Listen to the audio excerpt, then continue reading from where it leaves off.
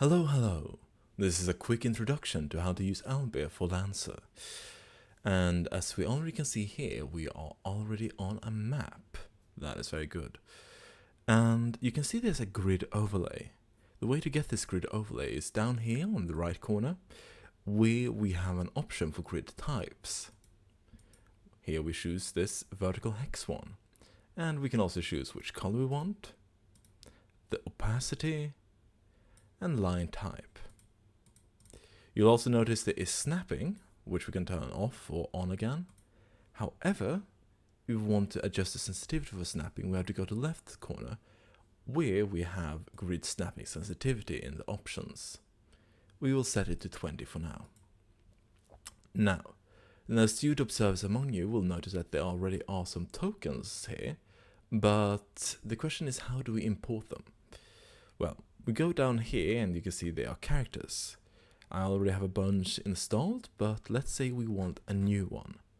We get this by going to Asset Manager. We have Asset Manager here, and we go up to the right corner for Add. We go to click Upload, and here we have a few options. Let's go with token 1, which is this goose. We import it, and after a short while, we now have it.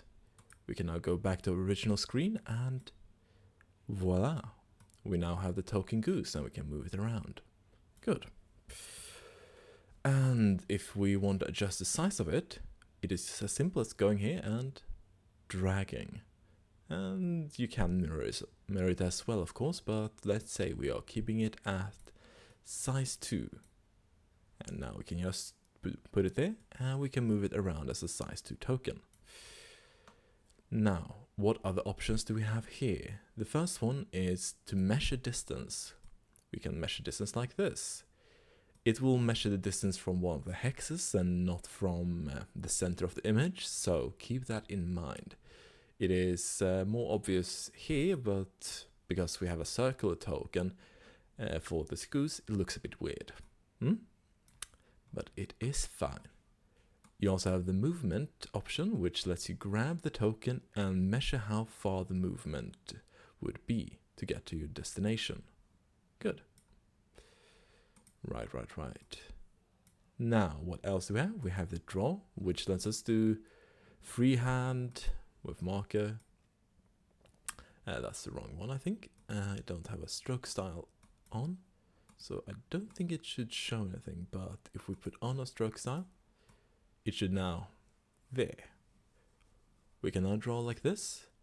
We also, of course, have brush, lines for straight lines, rectangle, and one that is quite useful, which is circle. Because with this, we can mark off blast areas. So let's say we want to make a blast 1 area. We go to this hex, and we measure it until we get a blast 1. There. Good. And then if we want to delete it, we can select it and just press delete. And if we want to do anything else, well, here you have the options such as changing the fill style, so the color in the middle, changing the opacity of it, and changing the color of the outer layer, the stroke. There. And change the opacity of that as well as how thick we want it, or if we want it at all. Either way, that is the simple of how to use a brush. You also have the pointer, which this can be seen by other players. So if you want to be like, oh, look at this goose, well, take the pointer and circle it. I believe you can choose the color of the pointer by going over here next to your avatar. And I want pink, let's say. And now I have a pink pointer. It is that simple. Then there's also text, which is as simple as clicking the text, and now can write out a sentence. But we want it to be more visible. Well, we can edit the text, edit the color, and edit it to red, to orange, to black, or to, well, blue. It all works well. And of course we can also edit the font to, for example, Georgia. Good. That is the long and short of it for these tools. And you also have the undo button, of course. But the next important thing is up here. I have a few add-ons, and these are not that important. The initiative tracker is something you can use to keep track of who has and hasn't gone yet, but the important one for us is which dice over here. Now, you can go and import LCPs and player links, so like to a specific character, but we're going to skip that for now. And you can also use clocks, and you can keep track of them and have like, oh, the clock has increased and it's decreased. Do this, and then we can reset it, and then we can complete it, and then we can add a new one, which we can say is clock 2 clock. There. And the same applies for it. Good. Now the important part is going here to the dice. You will see a bunch of different dice, and this is D20, D12, D10, D8, D6, D4, and custom dice, which this one is whatever you set it as. Usually this one is used for D3s. And then lastly, a static bonus. So, how do we increase and decrease it? Well, as you can see here, I'm currently increasing it. I'm doing this by using left click.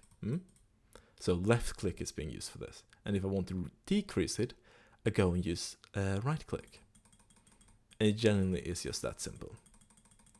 So we go with 1d20 plus 2. And let's say we have 1d6. We roll, we got a 16. That's all there is to it. However, let's say that you have multiple points of accuracy, so 1d20 plus 3d6 plus 1, okay? If you roll this as is, it will give us the total sum, which would be 18, which is not really how Lancer works, because we only keep the highest d6. So instead we'll do 1d20 plus 3d6 plus 1, and down here we will click on high. This will keep the highest roll of each of these. And you can of course do like this, but for now, keep the highest. And instead we get 1, and 5, 3, 5. Okay, so it keeps a 5. And then plus 1, for a total of 7. That's all there is to it. And if we instead wanted to have difficulty instead of accuracy, we will do 1d20. And then we'll go to the d6 and do right click. And we'll get minus 1d6 instead, plus 1. And then now we're rolling with inaccuracy or difficulty as it's known. Good. Again, you can use this for automating all the things. It works very well, but I'm keeping things simple here because I am old and technology scares me. Now, what else is there? These are the mark things, and this is a bunch of stuff that you can use by simply clicking on one of these tokens, and over here on more options, we can mark it as, for example, blinded. This is because otherwise you would have to edit its name, and I never gave this one a name, but this is an assault.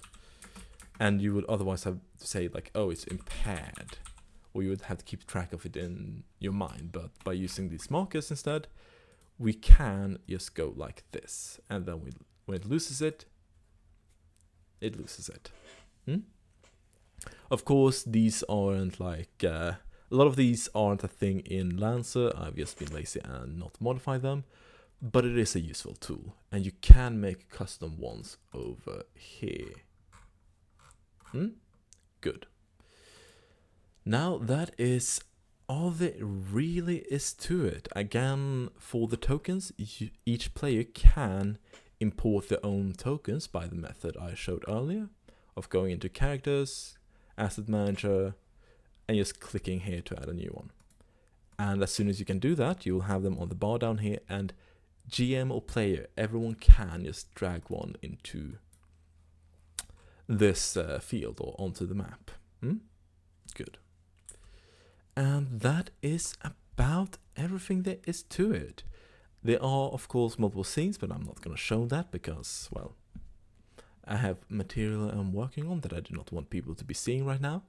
And there are also of course, mounts, props, and other things. But this is where we will end things for now.